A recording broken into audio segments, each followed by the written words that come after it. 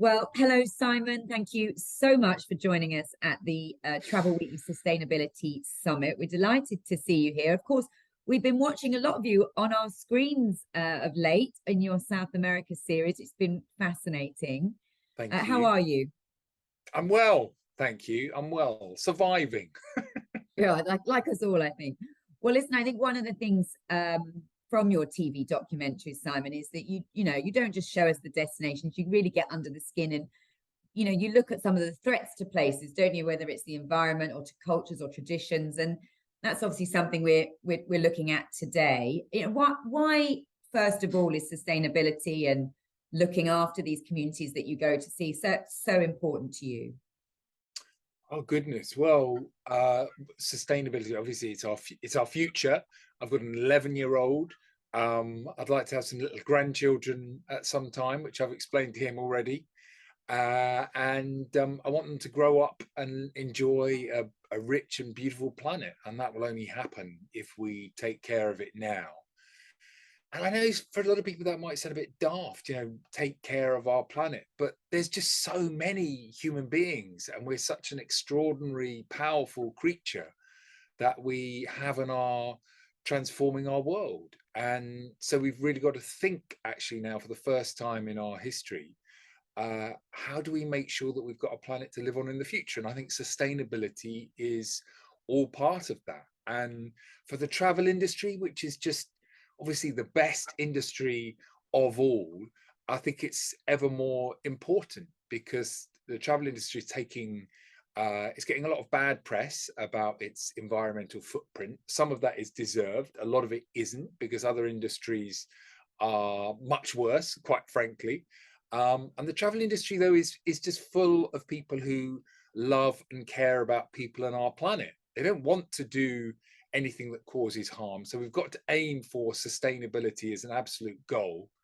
And we've got to try and make sure that the communities we operate in as travelers and as travel companies are benefiting from the rewards, if you like, of travel and tourism, that they see that there is a point to it and that their communities feel fed and helped by travel and tourism. So that's all part of sustainability for me, and that's part of why it's so important.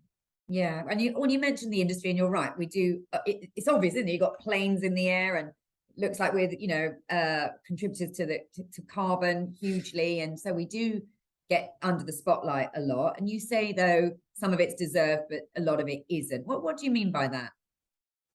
Well, I think we focus on the negatives about travel, and perhaps we're getting away from the absolute beauty and wonder and importance of travel as well. And if you start, obviously there's the beauty and the wonder. I think travel is almost a human right. It's very much part of who we are as a species, and I think we underestimate that slightly at our peril as we strip away what it means to be a human being. There's so many things that we can't do, and we're controlled in what we can do. Of course we are, but travel and tourism and going on a journey, going on an adventure, going on a holiday, these are all fundamental parts of what it is to be us, and we don't want to lose that. We can't lose that. We've got to make it viable for as many people as possible, but as environmentally possible as well. So why is it so important? Well, it's so important because it gives back to communities around the world. There are tens of millions of people around the planet who live in poorer, so-called developing countries, and their lives entirely depend on the income they get from travel and tourism. Yeah. But also from a conservation standpoint, tourism is vital as well. I think we forget that there are, I was going to say hundreds, but probably thousands of national parks and marine protected areas Yeah. and spectacular landscapes around the world that are entirely or largely dependent on tourism money for their survival. Tourists and travelers pay to keep these places going. So while the rest of humanity has been carefully wiping out a lot of beautiful biodiversity on the planet, travel and tourism is actually helping to sustain it and protect it. And so I think it's important we remember that, while not forgetting, yes, we have a big carbon footprint as travelers, and we need to reduce that as much as we possibly can. And we need to invest in new technology and greener planes and cleaner hotels as well that make it more viable in the future. But let's not lose the beauty of travel or the importance of it. Yeah, and you've been doing this a long time, Simon, and you're working with Coroni, of course. So do you think travel companies have got better at being more aware of the impact they can have? I mean, we hear a lot about over tourism, and that was a big sort of buzzword actually before the pandemic hit. Then, of course, we had other issues to worry about. But that hasn't gone away in many places. But I think, would you say the industry is becoming better at protecting the environment that it so depends on? Yes, I think it is becoming better at it. I think it's always known that I mean, everyone I meet in the travel and tourism is just lovely, and they care about the places they're sending people to. They care about the customers they're sending. They care about people who live around where they're working. They just care, really. It's not a scumbag industry. It's a lovely industry. And so I think people want to do the right thing and have always wanted to do the right thing. I think it is tricky because often travel and tourism is taking people to poorer parts of the planet where there is a desperation and a need for income, and maybe corners are cut in those countries by those countries as a result. But we've all got to try and just keep reminding ourselves why we're doing what we do and why we care about the planet, and making sure that we follow the rules and regulations. And even when there aren't rules and regulations in a country, we still want to apply our morality and our knowledge to that situation. But we also need governments to step up and say, all right, look, we're not going to go for a fast buck and build 10 hotels in this acre of land. We're going to carefully try and create a viable, sustainable travel industry in our country, in our community, that benefits local people. And we're not just going to ship in people to work in the industry. We're going to train up people locally as well. So all these things apply to us. I think people are more aware of these issues. I think, of course, corners have been cut in the rush for mass tourism, but I understand the logic behind that. But we've got to make it viable for the future. We've now got in Europe even, but further afield, we've got places where we're going through 2-3 generations now where we've had large scale tourism to places, and we've got to make sure it works for the communities who are receiving guests, and it's got to be made sure, we're going to make sure it's working for the environment in those places as well. Yeah. And are you, we talked about how travel companies are becoming better at it, but you mentioned that governments need to step up, and certainly we're receiving more press releases all the time from tourist boards and talking about their sustainability policies. So are you seeing that on the ground when you're out and about on all your travels around the world, Simon? Are people sort of growing but with a little bit more consideration? I think it comes more from individuals and companies than it does from authorities and governments, really, in the places that I largely find myself. Yeah. I certainly think the industry is more aware of it. Obviously, we've got to watch out for a bit of greenwashing, to be honest. We've got to make sure that the changes and the sustainability initiatives and practices that companies have been bringing in are genuine, and they're not just a bit of PR, quite frankly. But I think, it generally comes from individuals who want to make a difference, and charitable groups, organizations, conservation groups who bring a little pressure to bear on in an area or on an economy. So I think that's not ideal. I think we don't want to leave it up to well-meaning volunteers. We want to have a structure in place. Companies generally want this as well. They want to have a structure where they know, right, these are the rules. This is what we've got to follow. This is what we've got to obey. Okay, so there's a level playing field as a result. And we know that our competitors will have to operate in that framework as well. So that works well for us collectively, because it means we can be our best rather than racing for the bottom and constantly trying to cut corners and provide the cheapest possible experience. We can provide a quality experience, we can provide the best experience, but we can make sure that we're sustainable for the future. So that's something to aim for, I think. It's not there yet in most places around the world, I would say. But hopefully with pressure from everyone involved, from customers, travelers, through to the travel companies, we can start to get there. I think we all need to be pushing more. We are in a climate emergency. Nobody should be in any doubt about that. But we're also in a biodiversity emergency. We're in a plastic waste emergency. We're in a chemical pollution emergency. We've got a lot to deal with, and it's on our watch. And we don't want to get to when we're bouncing a grandchild on our knee and the grandchild says, well, what the hell did you do to protect my future? We don't want to feel like we've let them down, do we? So let's take those steps now. Yeah. I mean, you mentioned you've got an 11-year-old. I've got a 13-year-old and a 16-year-old. They're constantly much more engaged with this whole issue, just in day-to-day life, you know, recycling, etc. But do you think that kids and well, and you said travelers and consumers, you know, it's on them as well. But do you think there's more of a desire to travel more sustainably for people on their holidays, or to just to do more and to try and give back and make sure that they're leaving somewhere in a good place and not just taking from a destination? Yeah, I think we're seeing that there's a whole section of the travel economy, if you like, which is growing rapidly, which is the experience economy, where people are looking to have a more authentic, more adventurous experience in places they're going to. That's apparently growing dramatically and quickly, and that's brilliant. And then there's also that desire and there's the aspect of the economy which is sustainability, if you like. It's more greener travel. And yeah, that's, from what we can tell, that's growing and that's becoming a bigger part of the overall industry, but it's still a small part compared to the mass market tourism or mass market tourism from other countries, to be honest, where perhaps they're a bit further behind us in terms of their green awareness. You know, Britain is one country off the coast of Northwest Europe. You know, we can try and encourage our travelers and TV viewers and whoever to live a greener life, but we're just one part of the planet, of course.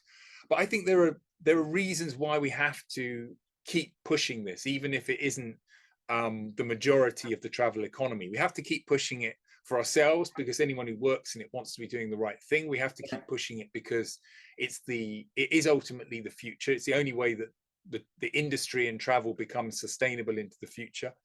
And I personally think we need to remind people of the value of travel, whoever they are, wherever they are. We need to remember what's brilliant and beautiful about it.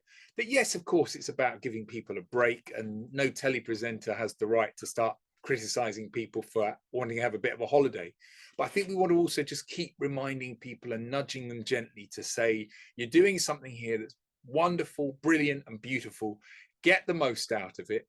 Make sure you understand the value of travel as well, the privilege it is, the beauty of it, the joy of it, the fact that your ancestors may well look back and think, oh my goodness, we would love to have done that. Your descendants may well be thinking the same.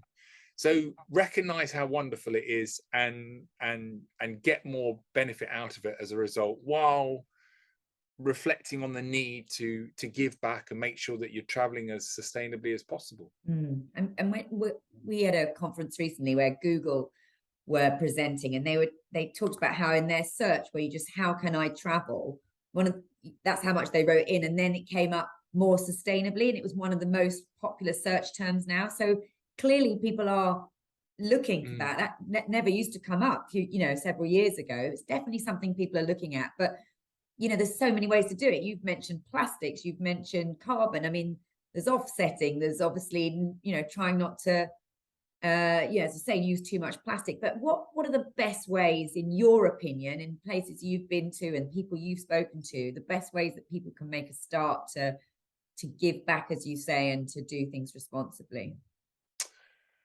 Well, I think one of the things we can do is reflect and respect on how wonderful travel is and what a privilege it is, and perhaps take it a bit more seriously. Maybe travel slightly less and get more out of the journeys when we go on them. Maybe think a bit more about your holiday or your trip before you go. Plan it out a bit more. Make sure you're getting the absolute maximum out of it for yourself. But by doing that, you'll also put back more into the community you're visiting. Yeah. You know, I think we could think a little bit more about actually trying to put more money into the local economy in places we're going to. That's more making it more economically sustainable. But depending on what you do, you can make it more environmentally sustainable as well. If you're putting money back in by going to a national park, for example, if you're going on an excursion in a national park, you will be paying an entrance fee. It will be bundled up in the price of the excursion. And that helps to keep that place going. It pays for Yeah. conservation locally. It pays for the salaries of the wardens and the anti-poaching patrol, depending on where you're going.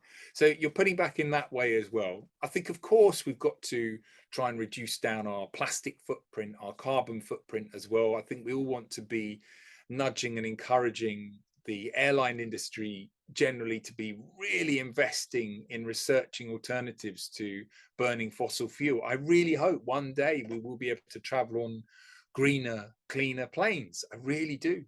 I've got quite a lot of faith in that, actually, in our ability to innovate in that particular area. But there's also other means of travel as well, of course. You know, if you can obviously let the train take that strain.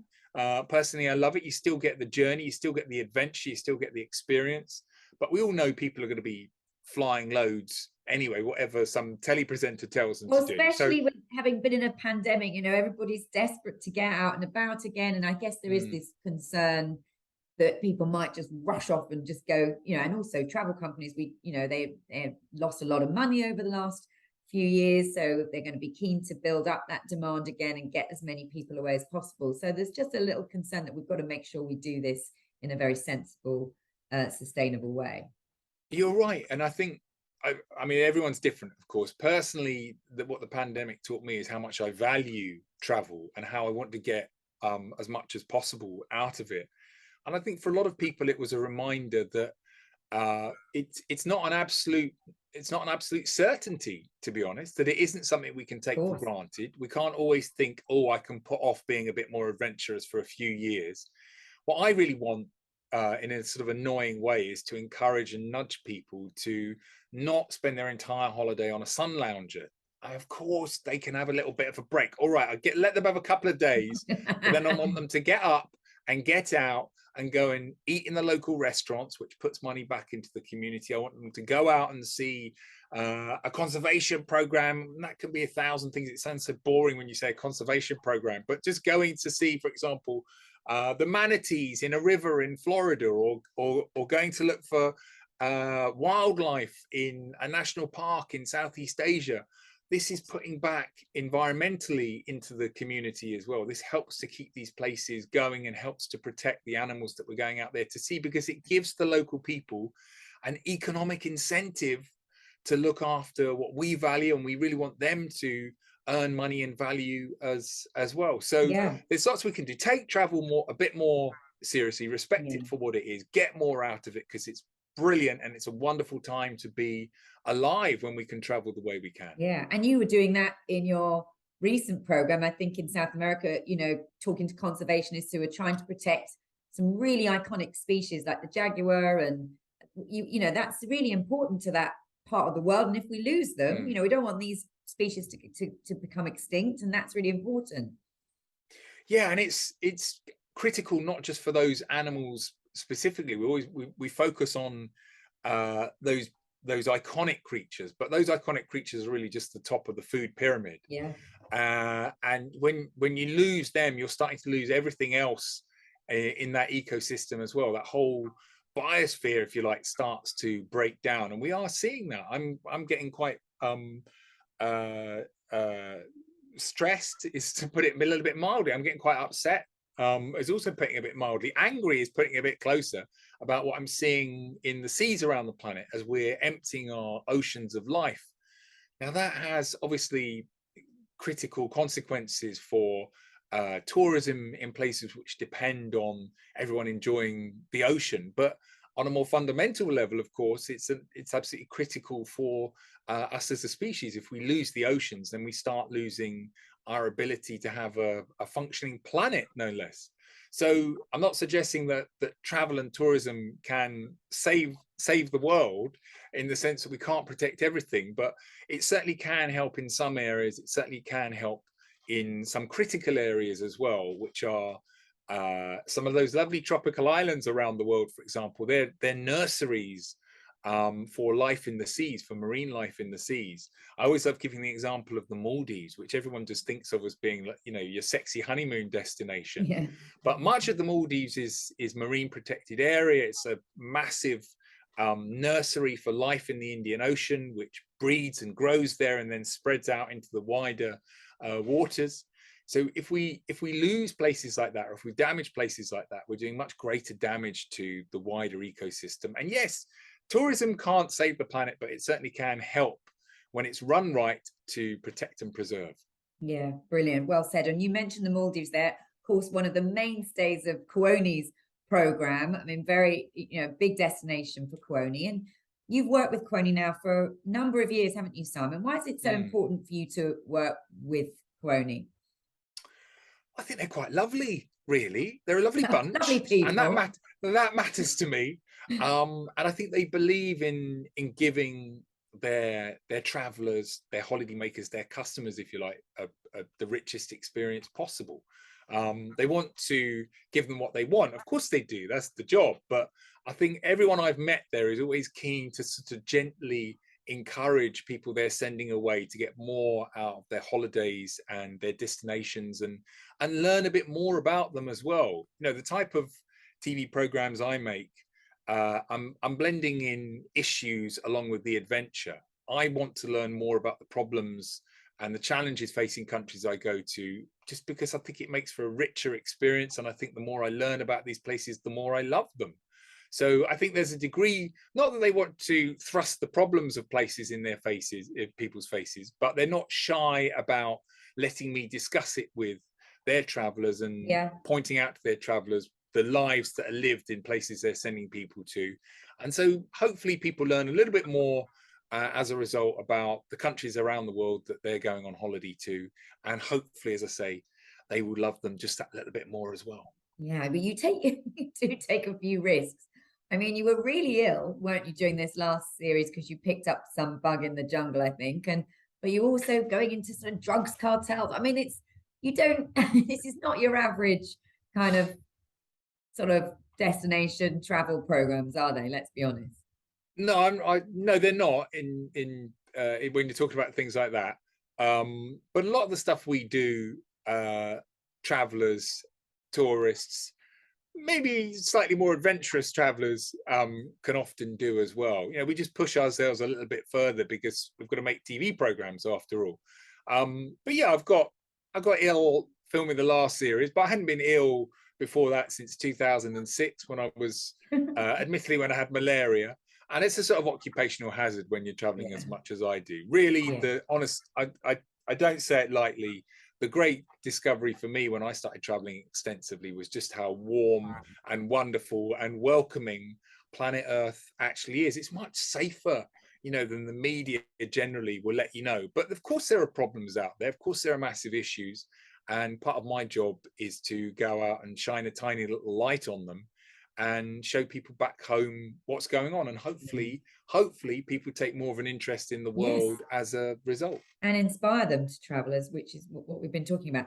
Very quickly before I let you go, where's your next adventure going to be taking you? I really don't know. What? I've got some ideas. I've got some ideas I have, but because your South America one was kind of curtailed, wasn't it, briefly because of the pandemic, because you filmed it's in two series anyway, but you had a kind of 2-year break, didn't you, between that filming? So I guess that's taken a while to get that finished. Yeah, we finished the filming of that just before the summer, and then there's all the editing and the scripting and all that. So I still feel quite wrapped up in it because we're preparing the international versions now. So hopefully when I get that out of the way, then I'll open a few travel books, look at the big map on the wall, think about where would be wonderful to go, and then try and beg and borrow to see if I can put another journey or two together. But you know, I've got no guarantee, but there's still loads of places I would love to go to. I've never been to Japan. I would love to go to Japan. I would love to go to West Africa. I haven't really traveled in West Africa. So loads of places I would love to be, but you know, fingers crossed my passport will have another outing. Okay, well, we hope so too, because we love your programs. And we love that you're an ambassador for one of our travel companies. It's brilliant, Simon. And we're just so grateful for you spending some time with us today. So thank you very much for joining us. Thank you. I loved it.